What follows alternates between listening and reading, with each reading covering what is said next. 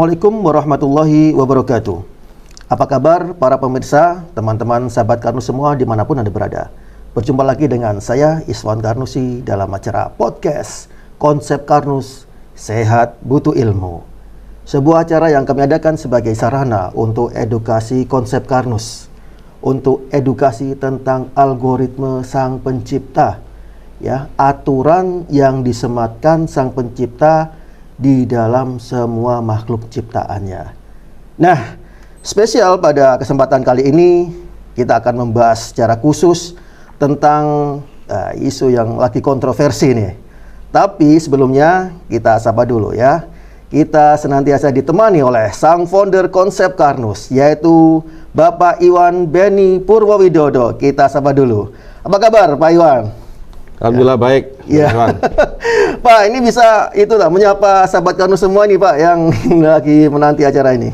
Ya, semangat pagi Bapak Ibu. Salam sehat, salam sejahtera untuk kita semuanya.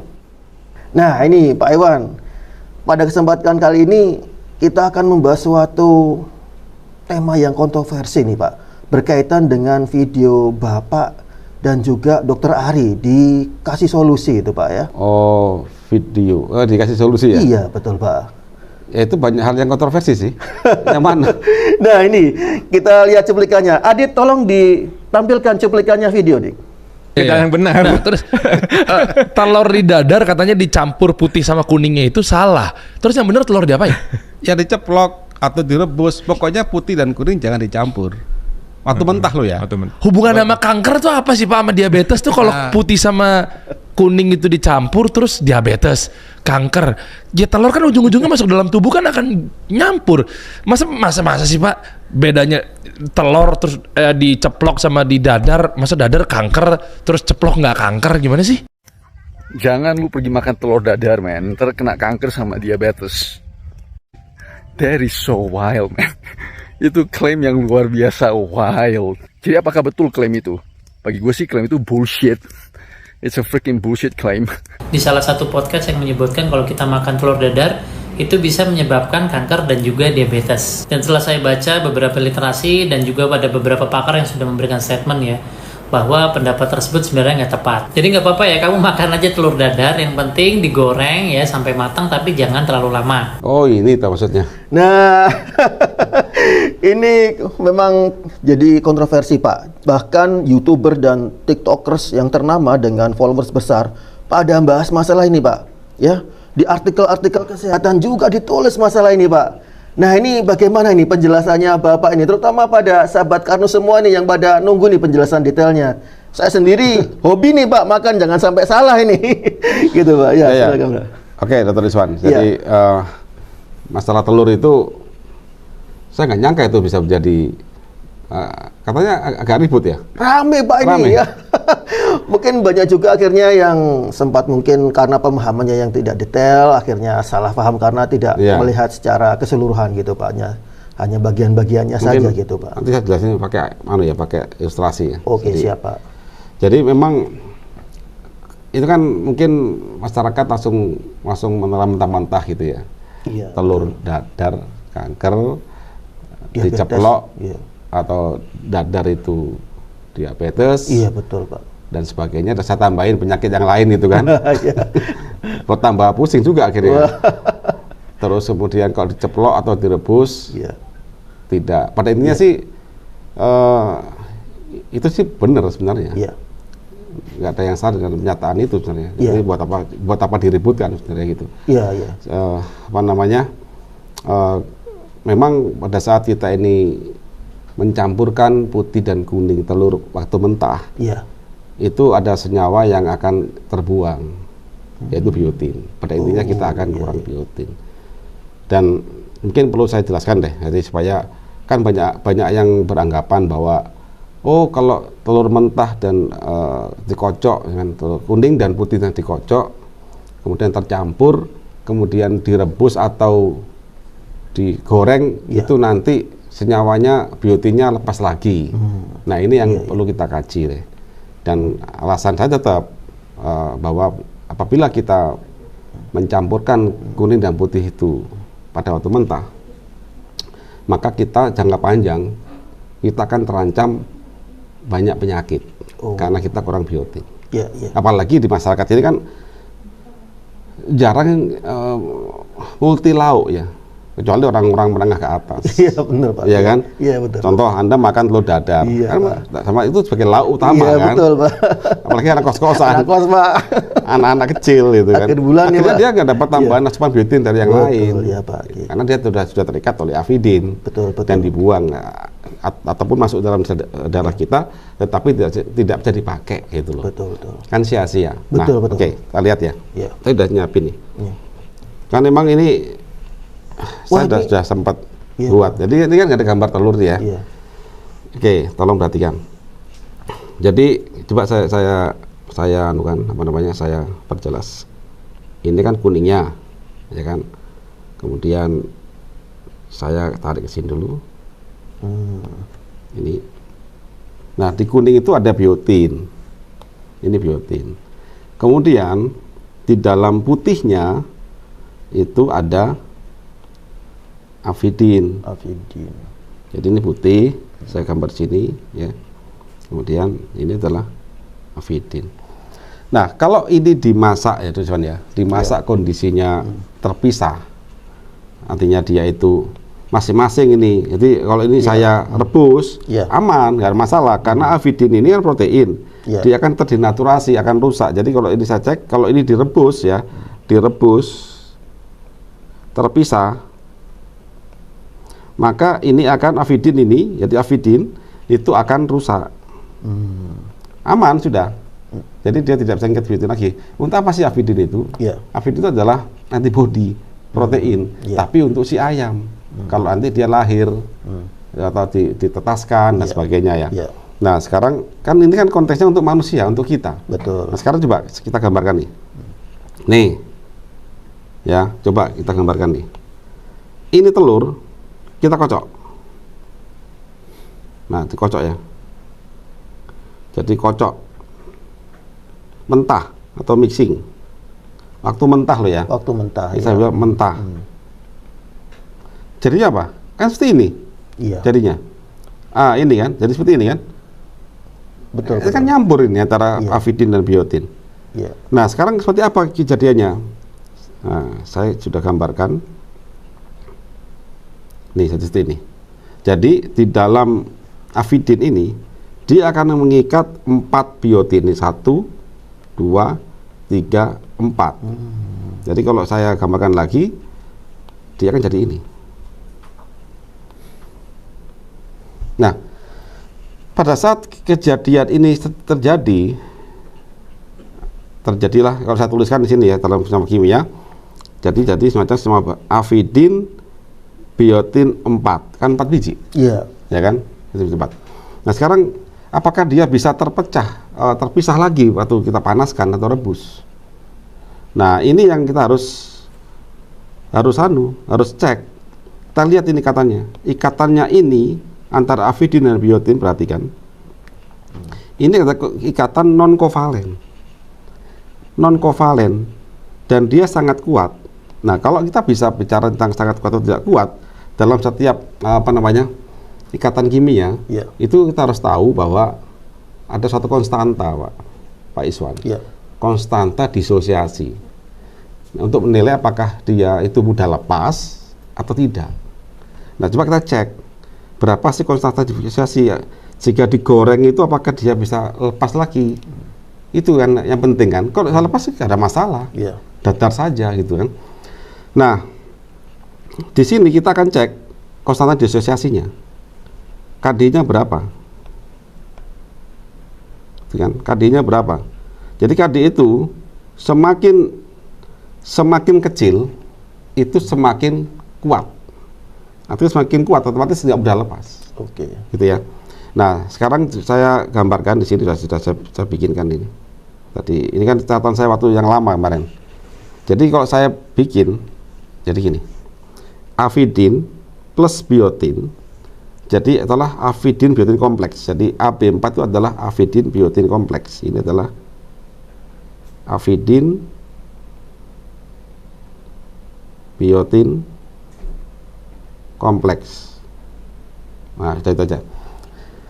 Jadi kalau kita hitung KD-nya itu adalah konsentrasi avidin dikali konsentrasi biotin dibagi konsentrasi avidin biotin. Dan secara literatur kita dapatkan nilainya 1,3 kali 10 pangkat minus 15 molar. Ini kecil sekali loh. Ya. Nah, sebagai perbandingan nih ya, saya udah nyiapin ini. Sekarang ini sangat kecil. Sangat kecil. Jadi kita goreng itu kan suhunya 200 derajat ya. Ya. Sampai 230 derajat Celcius. Ya. Ini nggak bisa dipisahkan. Apa buktinya? Nah, ini saya udah buat tulisan nih. Kita bandingin sama air aja, sama air. H2O. Nanti kalau dia dipisahkan jadi H+ dan OH-, ya kan? Ya. Berarti kita harus bandingkan berapa KD-nya, berapa konsentrasi disosiasinya. Ternyata saya dapat data semua literatur. KD-nya H2O itu adalah 10 pangkat min 14. Nah, sekarang kita buktikan. Ya kan? Sekarang bayangkan, dengan KD 10 pangkat min 14, tanyakan ke PLTU atau industri. Air itu direbus sampai superheated steam, sampai temperatur 260 derajat Celcius, dia tidak pecah. Tetap H2O saja. Tidak pecah jadi H+ atau OH-. Jika masih tidak percaya, saya lihatin tabel ini. Ini tabel pressure, temperatur, tabel for saturated water atau steam. Kita cek berapa temperaturnya kan. Kita cek aja. Kita goreng paling temperatur 220, 230. Ini masih air ini temperaturnya sini. Bahkan air itu bisa sampai 374 derajat Celcius. Masih belum pecah. Itu padahal ya KD-nya H2O itu cuma 10 pangkat min 14. Nah, sekarang kita bandingkan KD-nya H2O dengan KD-nya biotin, avidin biotin kompleks. Kalau KD H2O kan ini, bandingkan sama ini. Nah, sekarang 10 pangkat min 14 dibandingkan 10 pangkat 15 itu kecil mana? Lebih kecil, 10,15. 10 pangkat min 15. Artinya coba kita lihat ini, ya. Kita bandingkan ya ini banding ini. Ya sudah.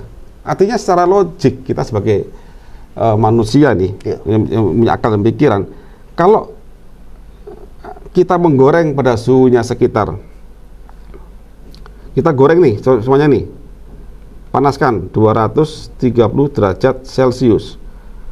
Air saja dipanaskan suhu 230, padahal dia punya KD-nya lebih kecil dibanding avidin biotin. Nggak pecah kok. Apalagi cuman avidin biotin yang punya KD-nya ini konsentrasi disosiasinya 10 pangkat min 15. Nggak mungkin. Jika masih tidak percaya lagi hal ini, oke. Ini aja saya tunjukkan. Anda cek aja ELISA. Ini ada ELISA nih. Nih, tolong ya di zoom sini ya. Ini ELISA nih. Apa sih ELISA itu, Dok? Cek apa ini? Cek ELISA ini. Ini kan untuk anu kan? Di lab. Iya. Seluruh rumah sakit tuh untuk cek HIV, antibody kan? Betul. Nah, di sini ini reagennya pakai avidin biotin. Dilihat sini bahwa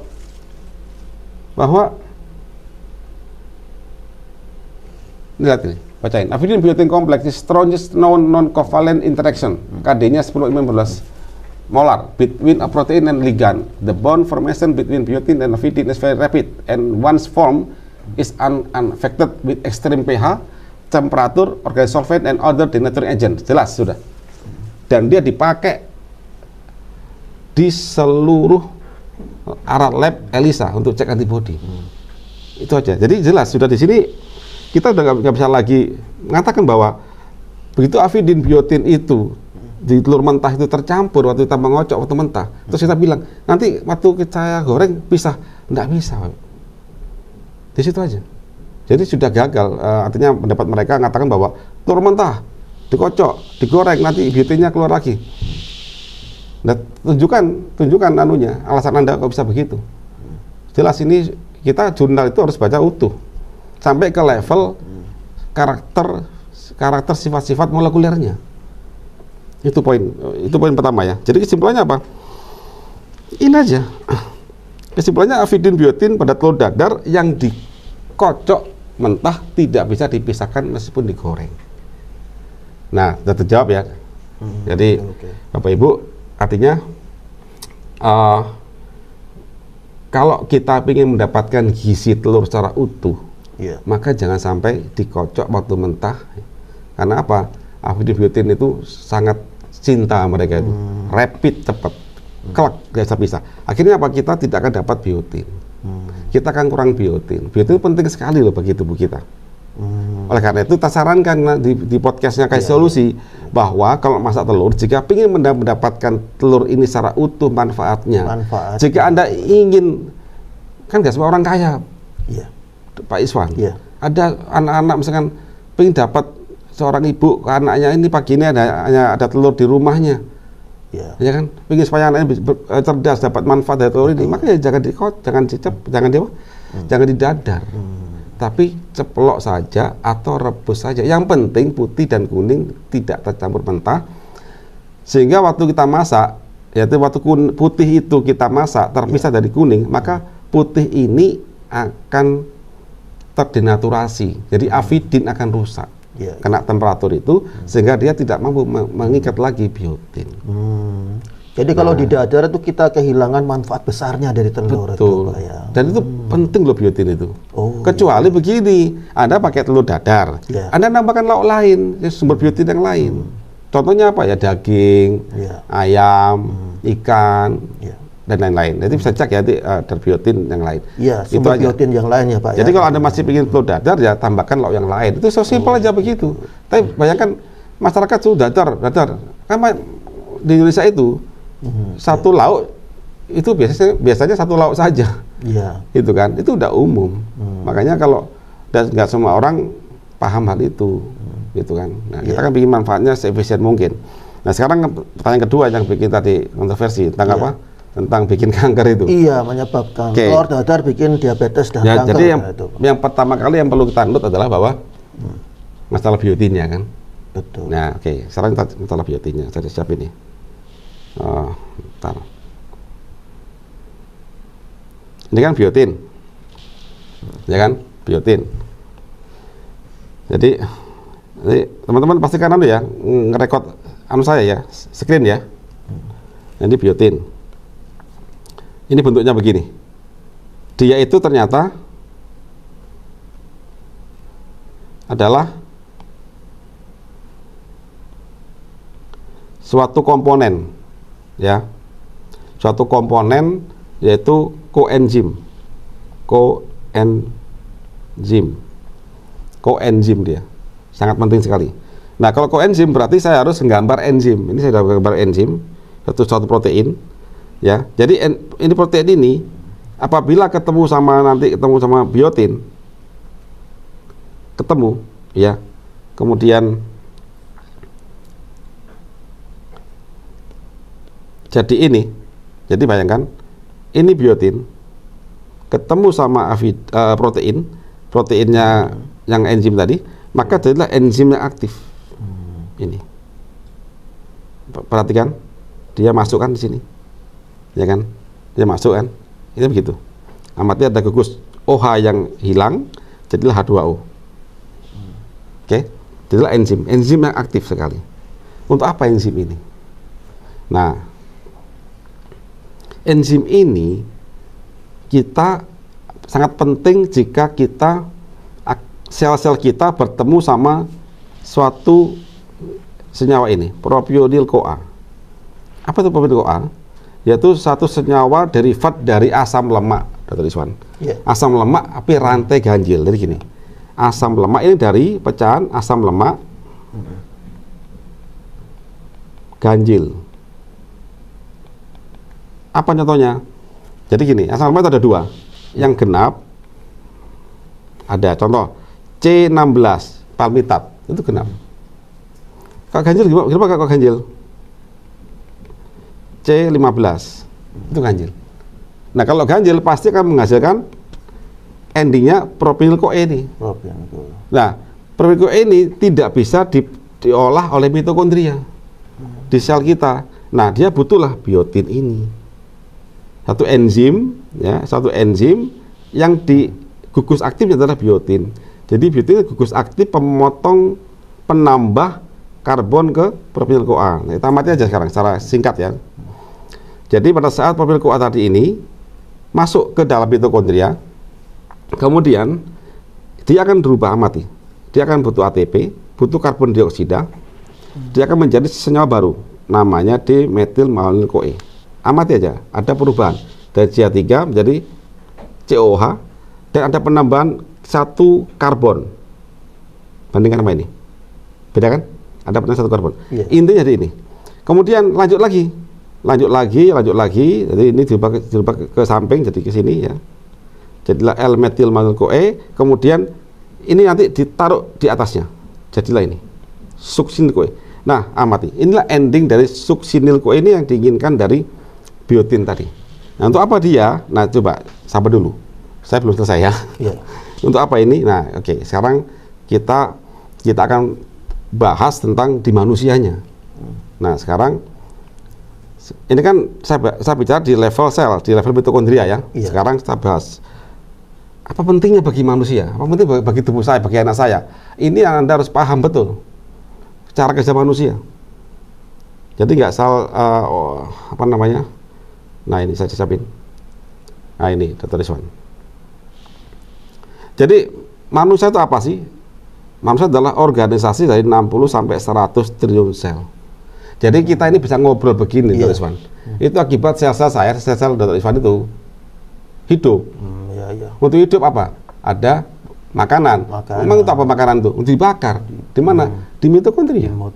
Nah, sekarang saya petakan sekarang. Ini makanan kita makan. Endingnya kan harus masuk ke dalam sel. Nah kan, dimakan oleh sel. Nah, ada perbedaan. Kita makan misalkan karbohidrat, maunya apa? Glukosa, protein sama amino. Ya, gini. Ini belum selesai semua, Pak Dr. Rizwan. Ini harus masuk ke dalam sel ini, masuk ke mitokondria. Ini harus masuk ke mitokondria. Nah, di mitokondria yang dibutuhkan apa? Asetil-CoA yang tadi saya sampaikan ya. Nah, sekarang yuk kita urutkan ya. Nah, kita urutkan. Kalau makanan dari darah ini udah masuk ya, masuk ke dalam darah kita, masuk dalam sel. Jadi di peta saya ini ada 2. Ini sel. Jadi saya ambil nih, saya ambillah 1 sel, 1 aja sel. Sel ini dapat makan dari mana? Dari darah. Dari darah. Di sini. Saya ambil contoh aja. Karena kita bicara tentang beta oksidasi, kita bicara tentang biotin, maka yang saya ambil adalah asam lemak. Asam lemak. Kan kita punya asam lemak, ada asam amino, ada glukosa kan ya? Kita bisa asam lemak karena biotin perannya di asam lemak yang paling penting. Meskipun dia bisa di asam amino juga bisa. Tapi saya ambil dalam kasus ini saya ambil asam lemak. Di dalam darah kita itu ada trigliserid. Trigliserid nanti dia intinya akan masuk ke dalam sel lewat membrannya dalam bentuk asam lemak. Nah, kita bagi 2 aja asam lemaknya. Asam lemak yang genap, ini yang genap ya. Genap. Ini yang ganjil. Nah, gitu ya. Oke, kita bahas itu yang genap, yang mudah dulu. Begitu asam lemak itu masuk ke dalam sel, asam lemak itu masuk ke dalam sel, asam lemak ini masuk ke dalam sel, maka dia akan mengalami perubahan, pemotongan dari karboksilat ini menjadi S-CoA. Udah itu aja poinnya, poin pentingnya ya. Dan kemudian akan dibawa ke mitokondria. Begitu. Demikian juga pada yang ganjil, dia akan dipotong dulu pada gugus karboksilat ini, OH-nya akan diganti menjadi S-CoA. Ini butuh ATP. Juga akan dibawa ke mitokondria. Nah, sekarang saya bawa Dr. Rizwan ke mitokondria ya. Sekarang kita ke mitokondria. Jadi mitokondria itu apa sih? Mitokondria itu adalah pistonnya sel. Jadi kalau di mesin, mitokondria seperti pistonnya mobil. Jadi semua bahan bakar itu harus masuk ke piston. Baru mobil itu jalan. Sama sel itu demikian. Nah, sekarang amati nih. Saya bawa sini ya. Jadi ini saya apa namanya? Saya kasih warna biru aja. Jadi ini saya bawa ke sini. Nah, saya gedein. Saya besaran ya. Oke, tak gedein di sini. Ya. Sekarang kita mulai dulu yang ganjil. Yang genap. Yang C16 ini genap. Saya kasih ini. genap. Yang genap. Jadi gini teman-teman. Mesin bakar kita itu hanya bisa membakar namanya asetil-CoA. Amati. Asetil-CoA itu ini. Berapa karbon? Amati. Berapa karbon? Yaitu terdiri dari 2 karbon. 2 karbon. Ya kan? Kalau saya punya 16 karbon, jadi berapa asetil-CoA? 8. Ya 8 kan? Nah, 8 ya oke. Kan beres, hilang, habis kan? Jika masuk C16 dibagi 2, C8 asetil-CoA dibakar habis. Selesai, ya kan? Maka di sini nanti akan ditransport dari 3 NADH, 1 EPH22, 1 GTP ditransfer ke sini jadilah ATP di sini. Jadi ATP di sini. Intinya gitulah ya. Nanti kalau ingin belajar di sini ya ikut kuliah Karnus itu aja. Ya, sekarang bagaimana yang C15? Ini C15. Nih, C15 ini. Bagaimana sekarang? Nggak bisa bagi 2 kan? Nggak bisa. Makanya sang pencipta membuat aturan. C15 ini akan dibagi 2 kategori. Ya, yang pertama adalah jadi 6 asetil-CoA. 6 kali 2 berapa? 12. Berarti 12. Bagaimana sisanya? Yang 3, ini 3 ini. Ini. Nah, ini 3. Inilah namanya propionil-CoA. Jadi 12, ini 3 sisanya. Itu. Nah, setelah Anda tahu di sini, maka apa? Anda butuh apa? Biotin. Nanti endingnya apa? Suksinil CoA. Nah, inilah baru bisa dibakar oleh mitokondria. Kemana masuknya? Ke sini, ke Krebs cycle. Dengan asetil-CoA nanti yang baik dari yang ganjil maupun yang genap akan dibawa kemana? Ke sini, ke Krebs cycle di sini. Jadi begitu saja. Jadi selesai.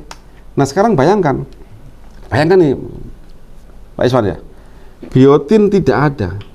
Saya kasih warna merah aja biar seru ya. Biotin tidak ada. No biotin. Karena terikat oleh putih telur, ya kan? No biotin. Akhirnya apa? Ini macet ya. Banyak jumlahnya macet dalam mitokondria. Kalau sampai banyak di mitokondria, apa akibatnya? Terjadilah namanya nanti akan terjadi peningkatan apa namanya? Propionil-CoA. Jadi meningkat sekali. Kalau meningkat bagaimana? Dia akan terbakar oleh oksigen. Ingat di dalam matriks mitokondria itu ada oksigen, maka dia akan bisa terbakar di sini. Jadilah apa? ROS. Radikal bebas. Radikal bebas.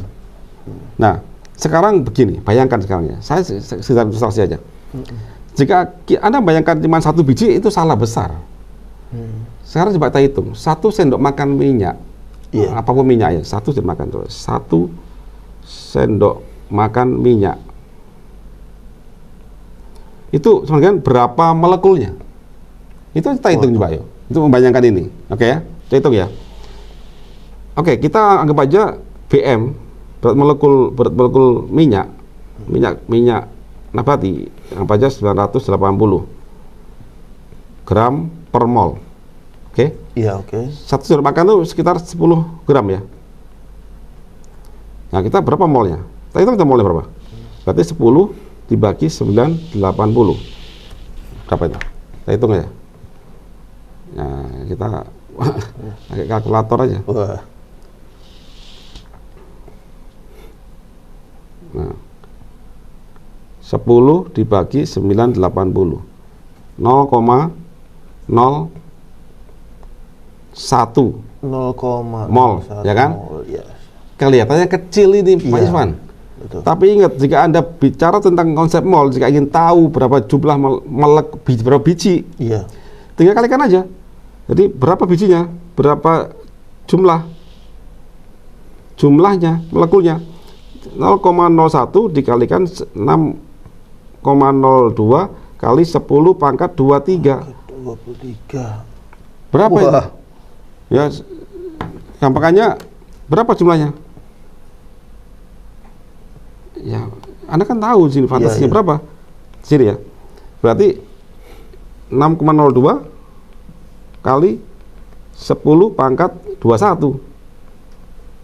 biji peach Iya. trigliserid. Kalau saya bicara dari angka ini, anggap aja yang punya ganjil itu sekitar 0,5%. 0,5%. 0,5%. Nah, kita hitung aja sekarang. Jadi saintifik juga, saya harus pakai saintifik itu kalkulatornya. Kalau saintifik nggak bisa. Jadi 6,02 kali 10 pangkat 21 kemudian kali 0,5 dibagi 100. Nih, masih ada ya, ini kalikan aja itu yang ganjil, jumlah komposisi yang ganjil, minyak ganjil itu sekitar 0,5%. Kalikan aja. Ini kalikan aja. Sekitar 3 kali 10 pangkat 19. Berapa ribu triliun Iya. jumlahnya. Ya kan? Banyak sekali, Pak. Nah, sekarang bayangkan itu terjadi coba. Nah, kalau begitu, jika sampai di sini di sel Anda itu ada sekian ribu triliun, macet di dalam ruang bakarnya. Iya. Di mitokondria ini mitokondria macet, otomatis nanti ada, kita cek aja sini, sehingga dia nanti ini terjadi penumpukan. Jadi kalau di sini macet, jadi ini macet nih, macet karena apa? Penuh, dan ini akan terjadi banyak ROS. Ya. Oke, nah ROS ini jika dia keluar ke sitoplasma, ketemu sama DNA ini, ketemu sama RNA. Jadi DNA ini kan ada DNA nih. DNA Di sel ini, Pak. berarti dia nanti keluar ke ribosom, jadi RNA kan? Iya, betul. Nah, ini ketemu aja sama ROS ini. Ketemu ROS bagaimana? Jadilah rusak RNA, rusak dia. Itu rusak apa? Akibatnya ya bisa merubah sifat dari karakter itu, enzimnya salah, hormonnya salah, selnya bermasalah semua. Bermasalah. Ya kan? Apa contohnya? Contoh, dia menghajar GLUT4, RNA GLUT4, RNA GLUT4, GLUT4, rusak kena ROS, kena ROS. Maka apa akibatnya? Maka dia GLUT4-nya rusak. Tidak berfungsi ya, Pak. Rusak. Kalau GLUT4 rusak gimana? Ya bisa mencetuskan Diabetes. penyakit diabetes tuh. Glukosa nggak bisa masuk, bos. Nggak bisa masuk. Glukosa terhambat, bahkan tidak bisa masuk. Anda kan diabetes. Ini baru GLUT4, belum lagi reseptor insulinnya. Ya kan? Oke, sekarang naik ke atas. Kalau di mitokondria macet, maka otomatis di sitoplasma kan akan penumpukan banyak sekali fatty acyl CoA ini, banyak numpuk ini. Kalau numpuk, maka apa akibatnya? Lemak itu yang dari darah tidak bisa masuk, sulit masuk, terhambat. Lemak ini, minyak darah, gula darah ini, lemak darah kita, TG kita itu akan sulit masuk, sulit, karena penuh. Begitu terjadi apa? Ingat, darah bawa oksigen. Kalau oksigen plus trigliserid, maka terjadilah apa namanya oksidasi parsial. Oksidasi parsial, Anda buka lagi buku. Begitu ada oksidasi parsial di dalam pembuluh darah, datanglah makrofag, menghajar dia, dimakan sama dia. Maka menjadi apa? Jadilah apa namanya? Foam cell, ya kan? Jadi foam cell kan? Jadilah foam cell. Foam cell inilah jadilah apa? Plak numpuk di sini. Anda hipertensi kan? Sampai stroke. Oh iya, banyak ini. Sampai stroke. Belum juga namanya parsial oksidasi. Oksidasi parsial ini tidak cuma membuat plak, ini juga akan membuat malondialdehid. Cek aja secara di semua literatur. MDA kemana? Menghajar DNA, kanker Anda. Iya, Pak. Iya. Sudah jelas kan di sini alurnya. Nah, oleh karena itu kita kan saat ini kan ngasih tahu masyarakat aturan tubuh manusia. Iya. ini jelas Anda bisa melihat gambar ini jika Anda memahami tentang alur tubuh, kemudian tahu biokimia, kemudian tahu hingga ke level atomnya, ikatan gugusnya itu seperti apa. Silakan dirunutkan semuanya, ketemu jawaban ini. Dan ini yang saya ajarkan di kuliah konsep Karnus. Makanya setelah saya tahu ini, maka tahu penyebabnya diabetes kanker salah satunya adalah ini. Makanya kita tutup. Sebenarnya yang lain lagi banyak lagi. Makanya kita ini mengumpulkan, mengurutkan jurnal dan buku-buku dan kaidah-kaidah berpikir dan satu alur yang runtut membuat satu manusia. Jadi jelas kan? Jelas sekali kan di sini. Jadi mana yang salah? Mana buat heboh gitu aja. Jadi Bapak Ibu, kalau Anda memang suka telur dadar, saya punya tips. Apa tipsnya? Yang pertama, Anda jangan pakai margarin untuk berdadar. Yang kedua, jika Anda pakai telur dadar, pahami bahwa Anda biotin telur itu tidak Anda dapatkan. Sehingga Anda butuh asupan biotin yang lain. Bisa Anda berikan tambahan lauk dan yang lain yang ada biotinnya. Atau Anda minum suplemen biotin. Tapi saya nggak rekomen minum suplemen biotin. Ya kan, buatan pabrik kan. Aku membuat banyak nutrisi di alam semesta berimbang. Makanya bagi mereka yang ingin dapat manfaat telur, ingin berhemat dengan telur, anak saya itu cerdas, suami saya itu sehat, tubuh dia sendiri kan sehat, yang sakit bisa sembuh. Simple, jangan campurkan putih dan kuning waktu mentah. Simple aja. Makanya kita ada cooking class. Cara masak itu, bikin roti pun demikian. Ada tata-cara bikin roti itu nggak sembarangan begitu. Jadi kalau Anda bikin roti mencampur putih dan kuning, berarti Anda udah paham kan? Saya kurang biotin. Di dalam kuning telur itu ada TG, trigliserid. Nah, TG-nya itu 0,5% itu mengandung rantai ganjil. Itu cuma dari kuning telurnya. Minyak yang lain, minyak sawit, minyak zaitun juga ada juga. Minyak ayam ada juga. Itu sudah sunatul begitu, bahwa sekitar 0,5% sampai mungkin 2% saya lupa ya, cek aja literaturnya. Itu mengandung namanya ODD ya. Oat chain fatty acid. Apa itu artinya? Rantai ganjil. C11, C13, C15, C17, C19, itu ganjil. Pak. Kenapa kok? Anda tahu kan? Karena mitokondria itu butuhnya asetil CoA 2 karbon. Kalau masuknya tuh ganjil, ya berarti harus jadikan 2 dulu, sisanya 3. Pasti begitu. Itulah butuh biotin. Itulah butuh biotin. Itu masalahnya.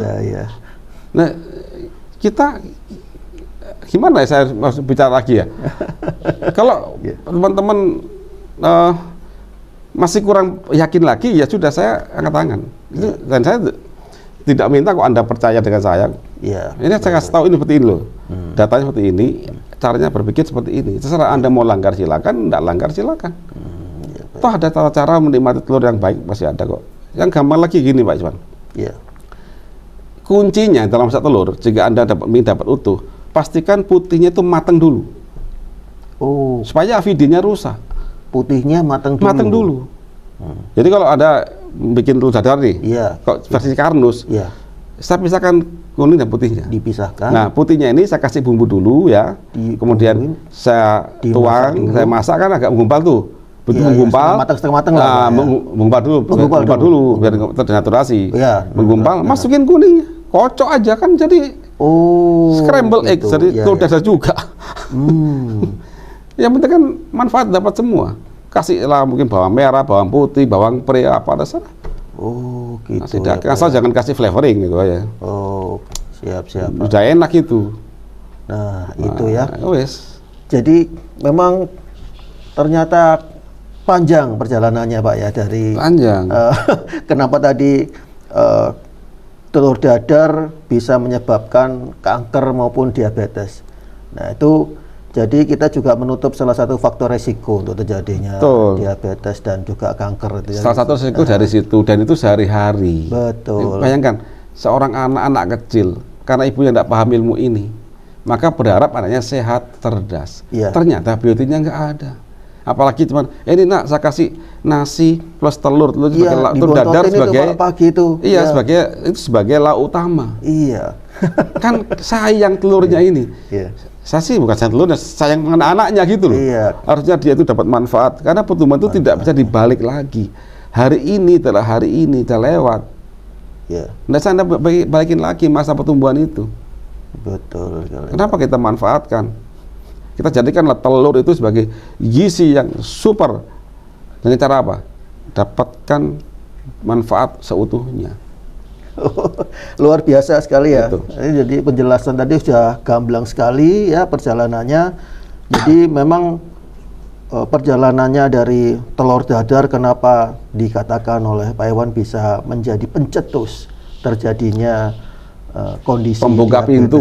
Membuka pintu ya. Ya. Jadi perjalanannya masih panjang, Masih panjang. ya. Ada tadi dijelaskan secara tadi sampai molekuler tadi, ternyata saya juga baru memahami ternyata ada tadi ya propionil CoA dan sebagainya ya, ternyata ganjil dan butuh biotin sampai segitunya ya, ternyata. Dan disitulah ya peran daripada telur itu bisa membantu kita untuk mengatasi hal tersebut. Tentu saja dengan konsumsi biotin yang salah satunya ada pada telur, kandungan kuning telur ya Pak ya, itu Ya. bisa membantu bisa menurunkan resiko terjadinya penyakit diabetes maupun kanker yang bisa disebabkan karena tadi itu ya perjalanannya panjang tadi itu ya, salah satu faktor resikonya. Nah itulah jadi penjelasannya sudah dijelaskan secara gamblang dan tentunya tidak terasa sudah hampir 1 jam ini Pak. Sudah kita membahas masalah telur aja Pak ya. Iya. Sudah gamblang semua dan kami harapkan juga para pemirsa, teman-teman sahabat kami semua juga bisa memahami tentunya ya dengan penjelasan yang detail tadi. Dan juga jangan salah ya, mulai sekarang apabila ingin mendapatkan manfaat yang maksimal dari telur, jangan salah untuk cara memasaknya ya. Hindari dengan didadar, tapi mungkin dengan cara dimasak dengan direbus maupun juga secara telur mata sapi Pak ya, untuk Ya, bisa atau ikuti cooking class yang Karnus lah. praktisnya. Di konsep Karnus ini juga ada seminar tematik yang kita sertakan di situ, juga ada acara cooking class. Cooking class konsep Karnus, di mana diajarkan cara memasak yang tentu saja yang sehat dan menyehatkan, tetapi tentu masih enak Pak ya, masih tetap lezat Masih ya. enak. Masih tetap lezat, masih tetap enak, tapi tetap sehat dan menyehatkan. Itu luar biasanya.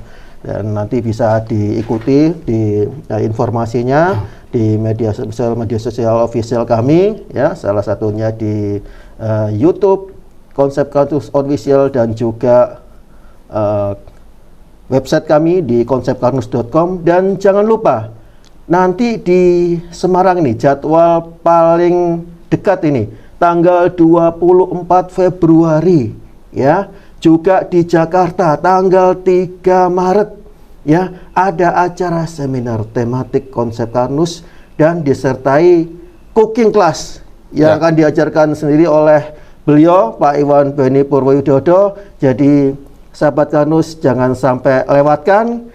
Dan apabila ingin mendapatkan informasi lebih lanjut, mudah saja kontak di 0821 4586 1240 untuk informasi jadwal seminar yang tadi kami sebutkan. Baik, para sahabat Karnus semua, kita tadi sudah mengkaji dan belajar tentang konsep Karnus. Tentunya kami juga ingin berlama-lama ya, berpetualang dan juga menikmati keindahan tentang konsep Karnus. Tapi waktu jua yang memisahkan kita. Harapan kami dengan pemahaman yang lebih mendalam, maka akan menambah keyakinan dan kemantapan kita dalam menerapkan konsep Karnus dalam kehidupan kita sehari-hari.